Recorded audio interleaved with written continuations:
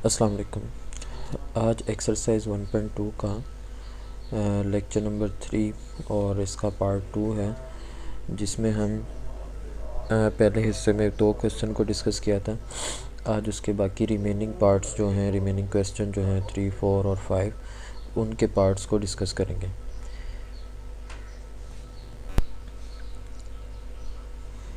Question number 3 इस तरह है कि write each radical expression as an equivalent exponential expression and simplify if possible.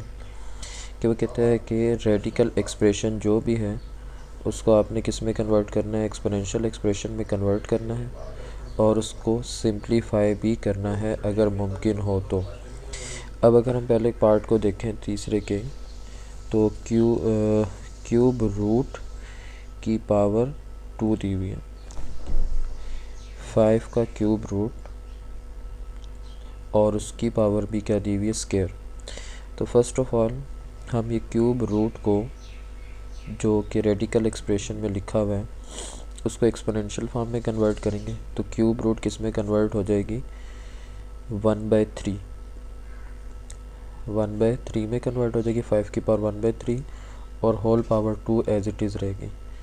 अब ये पावर पे पावर आ गई है, तो सिंप्लीफाई अगर हमने मज़ीद करना है इसको, क्योंकि एक्सपोनेंशियल फॉर्म तो उसकी बन गई है, तो पावर पे पावर आ जाए तो ये मल्टीप्लाई होता है। तो 1/3 मल्टीप्लाई बाई 2, तो ये आ जाएगा 5 की पावर 2/3। तो इट इज़ एक्सपोनेंशियल फॉर्म और ये मज़ीद इससे आगे सॉल्व नहीं हो सकती। हाँ जी, इसके सेकंड पार्ट पे अगर हम आएँ तो वो यूँ है, fourth root of 10 and whole power क्या है, 8 है। इसमें अगर हम देखें तो फर्स्ट ऑफ ऑल हमने 10 की पावर को रेडिकल से एक्सपोनेंशियल फॉर्म में कन्वर्ट करना है। तो वो फोर्थ रूट को 1/4 लिखेंगे और होल पावर 8 रहेगी। और फिर मज़ीद अगर हमने इसको सिंप्लीफाई करना है तो पावर पे पावर आने की वजह से हम इसको क्या कर लेंगे, मल्टीप्लाई। तो ये आ जाएगा 8/4, 10 की पावर 8/4। मतलब ये कि हम ये लिख सकते हैं कि 1/4 मल्टीप्लाई बाय 8,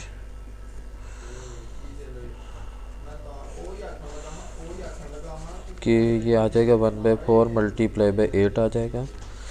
तो इस तरह हम इसको सिंप्लीफाई करते हैं तो ये किसके बराबर आ जाता है, 8/4 के। तो अब नेक्स्ट आगे मज़ीद अगर हम देखें तो 4 और 8 की कटिंग हम कर सकते हैं, 4 to the 8 तो 10 की पावर 2 हो जाएगा और 10 की पावर 2 जो है किसके इक्वलेंट होता है, 100 के इक्वल होता है। तो इससे ज़्यादा मज़ीद इसकी सिंप्लीफिकेशन नहीं हो सकती, तो ये उसका आंसर है। अब हम थर्ड पार्ट पे अगर हम चलें तो थर्ड पार्ट उसका है -√6 एंड होल पावर क्या आ जाएगी, 6 आ जाएगी। तो माइनस एज इट इज़ और क्यूब रूट को हम लिखेंगे 1/3 और होल पावर कितनी आ जाएगी, 6 आ जाएगी। और उसी रूल के मुताबिक अगर हम देखें तो पावर पे पावर, तो 1/3 मल्टीप्लाई बाई 6, तो ये कितना आ जाएगा, 2। तो बहरहाल हमने पहले मल्टीप्लाई करके इसको यूँ लिखा 6/3 की फॉर्म में और फिर हमने इसको कटिंग की तो 2 आ जाएगा और ये बन जाएगा -6 की पावर 2 और -36, माइनस एज इट इज़ और 6 का स्क्वायर 36 हो जाता है। क्वेश्चन नंबर पार्ट नंबर 4 जो है तीसरे का, थर्ड क्वेश्चन का, सेम ऊपर वाले की तरह है, बस यहाँ पे माइनस नहीं है और उसमें माइनस था। तो बिल्कुल सेम प्रोसीजर उसका है कि क्यूब रूट को पहले 1/3 लिखा, फिर होल पावर 6 और फिर पावर पे पावर तो मल्टीप्लाई 6/3 और कटिंग के बाद 3 to the 6, तो 6 की पावर 2 और 6 की पावर 2 को हम मल्टीप्लाई करते हैं कैलकुलेटर से, या आप सिंपल यूँ कि 6 × 6 36 बन जाएगा। तो ये एक्सपोनेंशियल फॉर्म भी कन्वर्ट हो गई रेडिकल से और उसका आंसर भी आ गया सिंप्लीफाई करके। उससे नेक्स्ट मज़ीद पार्ट अगर हम देखें फिफ्थ पार्ट में, वो कहता है -√5 एंड स्क्वायर। तो ये फर्स्ट पार्ट की तरह है कि उसमें प्लस था, इसमें माइनस आ गया।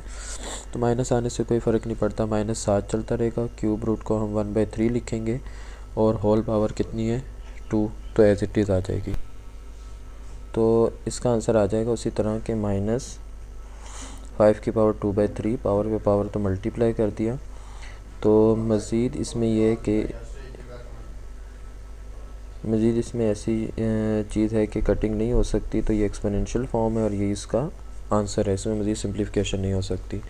6 पार्ट को देखें तो वही माइनस आ गया, बाकी वही चीज़ है जैसे हमने 4th पार्ट में किया, 4th root of 10 and whole power 8, तो माइनस एज इट इज़ 10 की पावर 1/4, 4th रूट की वजह से 8 एज इट इज़ पावर में, होल पावर में, पावर पे पावर, तो वही हमने क्या किया 1/4 को मल्टीप्लाई किया 8 से, तो ये आ जाएगा 8/4 और ये कटिंग के बाद कितना आ जाएगा 2। तो यहाँ पे आप कह लें कि हमने कटिंग की तो ये 10 की पावर 2 आ गई, -10 की पावर 2, तो ये एक्सपोनेंशियल फॉर्म भी हो गई। और मज़ीद इसको सिंप्लीफाई करें तो 10 का स्क्वायर 100 बनता है और माइनस एज इट इज़। अब क्वेश्चन नंबर जो है अगर हम उसको 4 को देखें तो क्वेश्चन नंबर जो 4 है उसमें भी डिटेल क्वेश्चन मैंने नहीं लिखा, लेकिन इसमें यह है कि use the properties of product and quotient, तो हमने उसको सिंप्लीफाई करना है जितना मैक्सिमम उसमें पॉसिबल सिंप्लीफाई हो सकता है, और पावर को हमने पॉजिटिव रखना है। तो हम फर्स्ट पार्ट की तरफ अगर हम आते हैं तो फर्स्ट पार्ट इस तरह है कि 16 की पावर 1/5 इनटू, मतलब डॉट या मल्टीप्लाई का साइन हो तो मल्टीप्लाई होता है, प्रोडक्ट की फॉर्म होती है 16 की पावर 1/4 एंड डिवाइडेड बाई 16 की पावर -3/10। तो फर्स्ट ऑफ ऑल हमने ये करना होता है कि अगर कोई चीज़ नीचे नेगेटिव है तो हम उसे ऊपर लें ताकि वो पॉजिटिव हो जाए और सॉल्व करने में आसानी हो। अब इनकी सबकी पावर सेम तो है नहीं, अगर सेम होती तो हम होल पावर कर देते, अब सेम नहीं है तो हम इसको सिंप्लीफाई करने की कोशिश करेंगे। तो हम ये करते हैं कि 16 की पावर 1/5 एज इट इज़, 16 की पावर 1/4 एज इट इज़, और नीचे से इसको जब हम ऊपर लेकर आते हैं तो ये 16 की पावर 3/10 हो जाएगी। और इसमें प्रोडक्ट रूल यूज़ करेंगे, जो एक्सपोनेंट लॉज हैं या रूल्स हैं कि बेस अगर सेम आ जाए, जैसे 16 16 16 तीन बेसिस सेम हैं और ये आपस में मल्टीप्लाई हो रहे हैं, डॉट का मतलब मल्टीप्लाई होता है या हम क्रॉस डाल लें, तो जब ये मल्टीप्लाई होते हैं तो हम एक बेस के साथ इसकी होल पावर लिख सकते हैं कि 16 की पावर 1/5 प्लस 1/4 और प्लस 3/10। इसका साइन प्लस होगा क्योंकि नीचे से जब हम ऊपर पावर शिफ्ट करते हैं तो साइन उसका पॉजिटिव हो गया था। अब अगर हम देखें तो 16 की पावर जो है वो फ्रैक्शन में है, और फ्रैक्शन जब भी प्लस माइनस होती है तो वो एलसीएम के थ्रू होती है। तो 5 4 और 10 का हमने ये एलसीएम साइड पे निकाल लिया, 2 2 5, तो ये बन जाएगा 20। तो एलसीएम पुराना मेथड है, वो सब बच्चों को आता होगा, तो आप ये एलसीएम निकालेंगे तो 20 आएगा। तो हम क्या लिखेंगे 16 की पावर फ्रैक्शन में 20, और फिर 5 के टेबल को हम पढ़ेंगे तो 5 का टेबल 5 4 द 20, तो 4 को 1 से मल्टीप्लाई तो 4 आ जाएगा। इसी तरह 4 का टेबल पढ़ेंगे तो 4 5 द 20, 5 1 द 5 आ जाएगा। फिर 10 का टेबल पढ़ेंगे 10 2 द 20, तो 2 आया तो 2 ऊपर वाले से जाके मल्टीप्लाई तो 2 3 द 6, मतलब हम टेबल पढ़ते हैं जो आएगा वो ऊपर वाले से मल्टीप्लाई करके हम लिख देंगे। बहरहाल इसके डिफरेंट मेथड होते हैं, एलसीएम के आप किसी भी तरीके से कर सकते हैं। हाँ जी, अब अगर हम नेक्स्ट देखें तो 16 की होल पावर कितनी बन जाएगी, 6 5 और 4 15/20। तो 16 को अगर हम मज़ीद सिंप्लीफाई करना चाहें तो 16 के जो है वो इक्वलेंट होता है, उसके अगर हम फैक्टर बना लें एलसीएम के थ्रू तो 2 4 2 8 the 16, 2 4 the 8 and 2 2 the 4 and 2 1 the 2 आ जाएगा। तो 2 कितने टाइम्स आ जाता है, 2 4 टाइम्स आ जाता है, तो 2 की पावर 4 और 15/20 आ जाएगा। अच्छा जी, अब पावर पे पावर तो मल्टीप्लाई, तो हम ये लिख सकते हैं कि 4 मल्टीप्लाई बाय 15/20, तो ये कितना बन जाएगा आपका 60, 15 4 था 15 चौके 60 और 20 नीचे एज इट इज़, उससे मल्टीप्लाई नहीं हो रहा, उससे डिवाइड हो रहा है। तो 20 और 60 की हमने कटिंग की, 0 0 से कट गया और 2 3 था 6, तो यहाँ पे कितना आ जाएगा 3 आ जाएगा। तो 2 की पावर 3, तो 2 की पावर 3 कितना आ गया 8। तो ये हमारा सिंप्लीफाई आंसर है। अब हम चलते हैं सेकंड पार्ट पे। क्वेश्चन नंबर जो 4 था उसका सेकंड पार्ट ये है 7 की पावर -1/3 इंटू ब्रैकेट में 7 की पावर 5/3 माइनस 7 की पावर 4/3।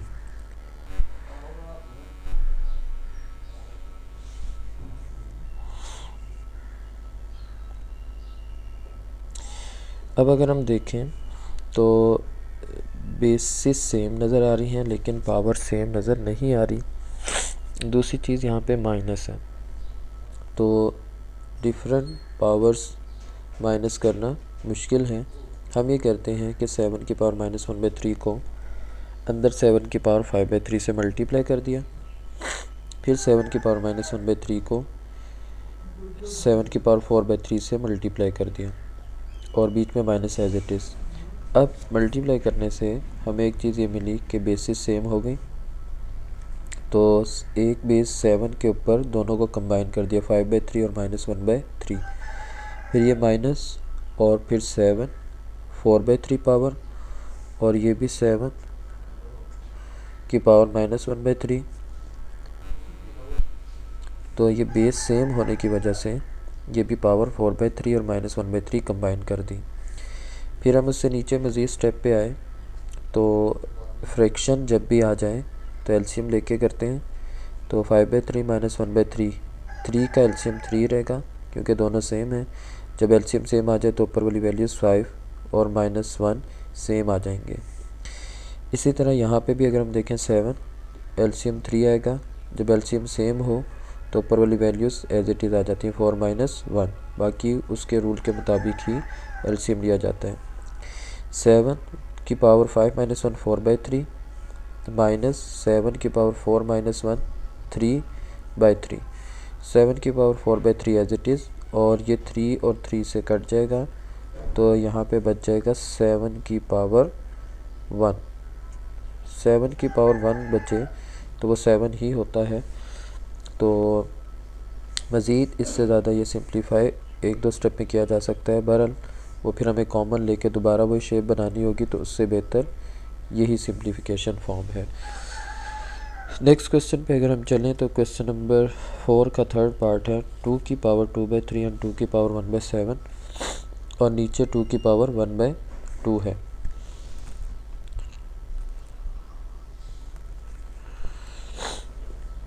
अच्छा जी, अब इसमें हम देखें तो 2 की पावर 2/3 डॉट 2 की पावर 1/7 डॉट मीन प्रोडक्ट या मल्टीप्लिकेशन फॉर्म। तो नीचे वाली वैल्यूज़ को हमने उठाया और ऊपर जब शिफ्ट करेंगे तो यहाँ पे आके इसकी पावर क्या हो जाएगी, नेगेटिव।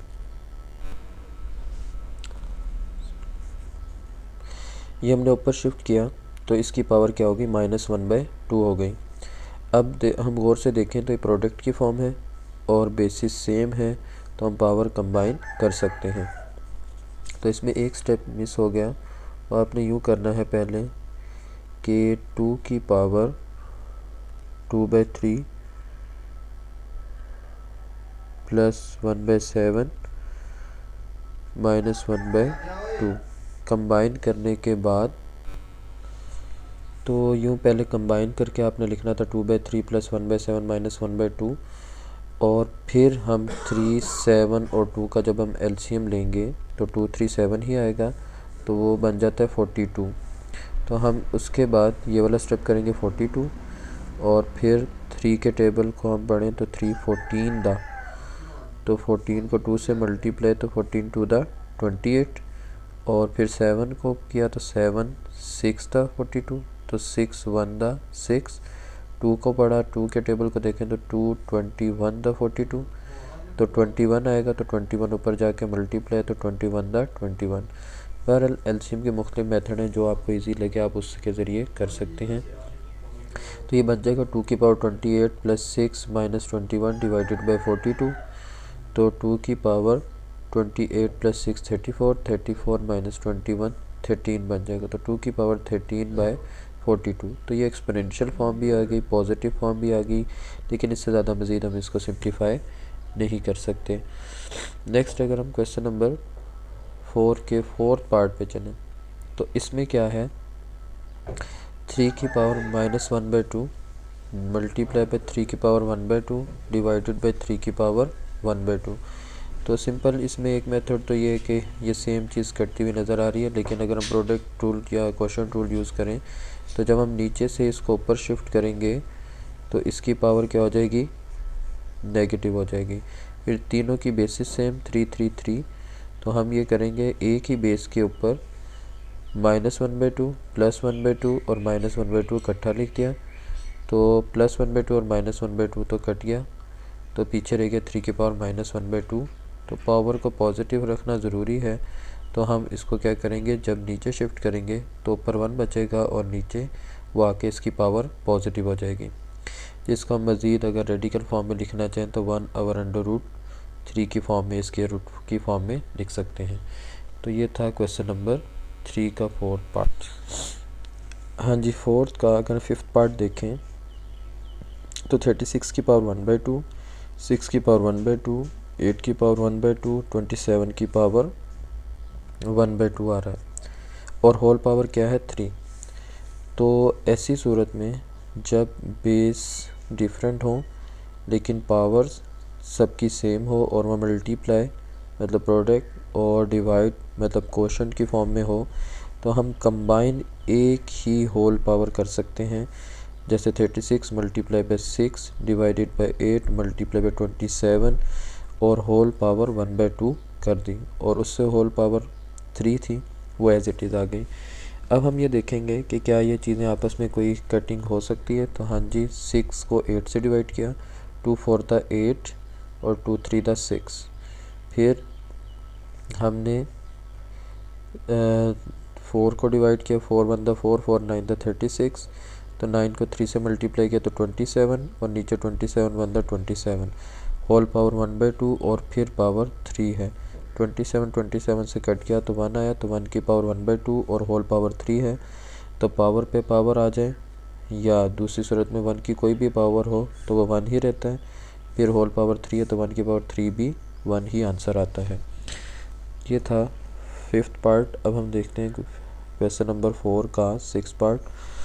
6 पार्ट में 2187 a की पावर 5 b की पावर 17 डिवाइडेड बाई a की पावर 12 b की पावर 3 और होल पावर 1/7 है। फर्स्ट ऑफ ऑल हम 2187 के फैक्टर्स बनाते हैं। तो ये 3 से डिवाइड होना शुरू होगा। 3 7 तो 21, 3 2 द 6, 2 कैरी चला जाएगा तो 27, तो 3 9 the 27। Same as it is हम फिर 3 से इसको डिवाइड करते रहेंगे। तो एलसीएम लेंगे तो इसका ये बन जाएगा 3 7 टाइम्स आ जाएगा। तो 2187 की जगह हम 3 की पावर 7 लिख सकते हैं। फिर a की पावर 5 एज इट इज़, नीचे से a की पावर 12 जब ऊपर आएगी इसके पास तो -12 हो जाएगी। b की पावर 17 एज इट इज़ और b की पावर 3 जब नीचे से ऊपर आएगी तो -3 हो जाएगी b की पावर, और होल पावर कितनी है 1/7 है। 3 की power 7 as it is, a की पावर 5 और -12 बेस सेम तो पावर कंबाइन करके लिख दी 5 -12, बेस सेम b तो 17 - 3 कंबाइन करके लिख दिया और whole power 1/7 as it is रहेगी। फिर अगर हम मज़ीद आगे चलें तो 3 की power 7 as it is, a की पावर 5 -12 -7 आ गया, b की पावर 17 - 3 14 आ गया और होल पावर 1/7 है। तो 3 की पावर 7 पे नेक्स्ट स्टेप में मज़ीद हम 1/7 अलग कर देंगे क्योंकि अब मज़ीद अंदर सिंप्लीफिकेशन नहीं हो रही। तो a की पावर -7 पे अलग कर दी 1/7, b की पावर 14 पे 1/7 अलग कर दी। ये भी एक पावर रूल है कि इसके लॉज में आता है कि अगर पावर पे पावर होल पावर हो और मल्टीप्लिकेशन हो रही हो तो हम अलग अलग कर सकते हैं, जैसे हम कंबाइन करते हैं। तो 3 की पावर 7 और होल पावर 1/7 आ गई, a की पावर -7 होल पावर 1/7 आ गई, b की पावर 14 और होल पावर ऊपर 1/7 आ गई।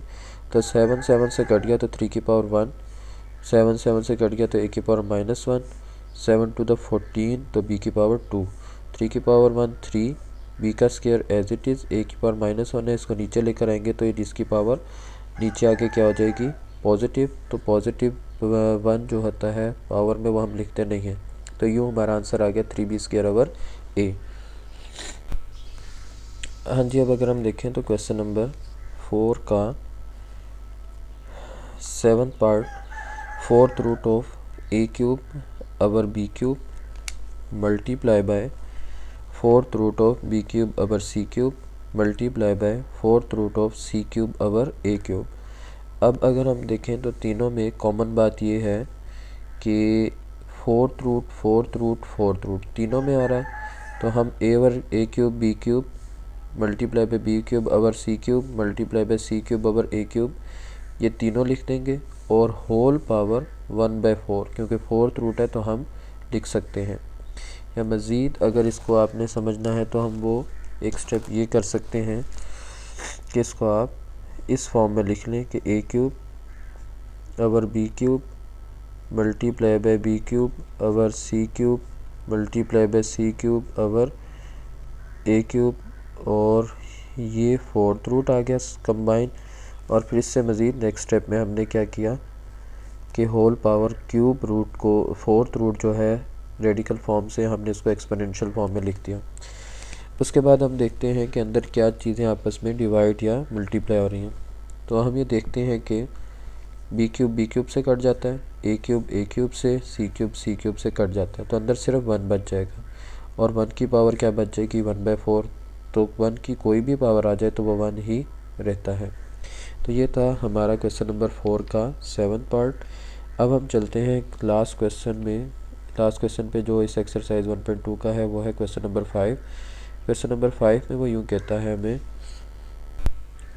क्वेश्चन नंबर 5 की तरफ अगर हम देखते हैं या उसको सॉल्व करते हैं तो use suitable laws of exponent to show that. इसमें हमने शो करना है, प्रूव करना है, रूल वही है लेकिन बस हमने सिंप्लीफाई करने के बाद शो करना है कि वो लेफ़्ट हैंड साइड और राइट हैंड साइड इक्वल हैं। तो हम सबसे पहले लेफ़्ट हैंड साइड लिखते हैं कि एक्स की पावर पी ओवर एक्स की power Q whole power P plus Q into multiply का साइन था तो आप मल्टीप्लाई की जगह डॉट भी यूज़ कर सकते हैं। उसका मेन मकसद ये कि हमारी कन्फ्यूजन क्रिएट ना हो कि एक्स और क्रॉस का साइन मिक्स हो जाए।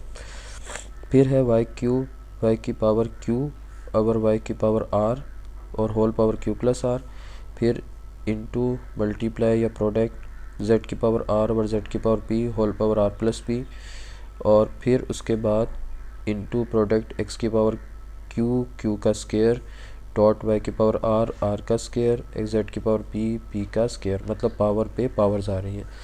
तो ये चीज़ तो हमने प्रूव करनी थी जो क्रॉस की अभी, क्योंकि अभी हमने सिर्फ लेफ़्ट हैंड साइड लिखी है।